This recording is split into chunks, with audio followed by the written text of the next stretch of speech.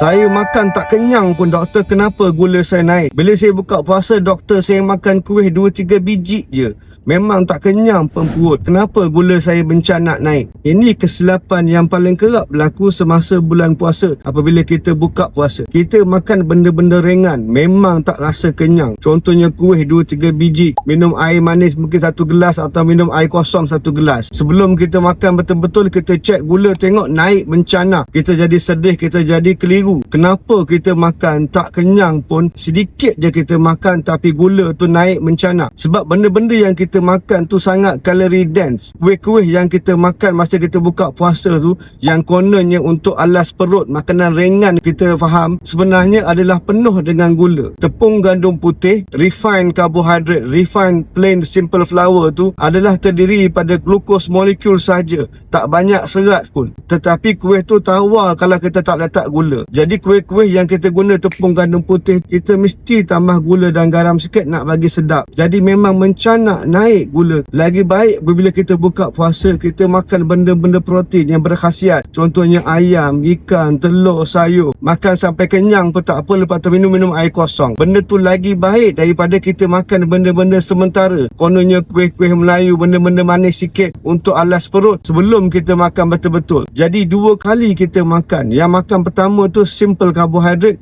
yang naik gula, lepas tu kita makan nasi pula dengan ayam, memang lagi naik gula. Benda yang sama mungkin berlaku masa sahur. Kita fikir masa sahur kita nak makan ringan-ringan je, makan kuih-kuih sikit-sikit je, karipat 2-3 keping je, popiah je, lepas tu kita tidur. Esok pagi bila tengok blood sugar memang naik mencanak. Jadi jangan ingat kalau makan tak kenyang, gula tak sepatutnya naik.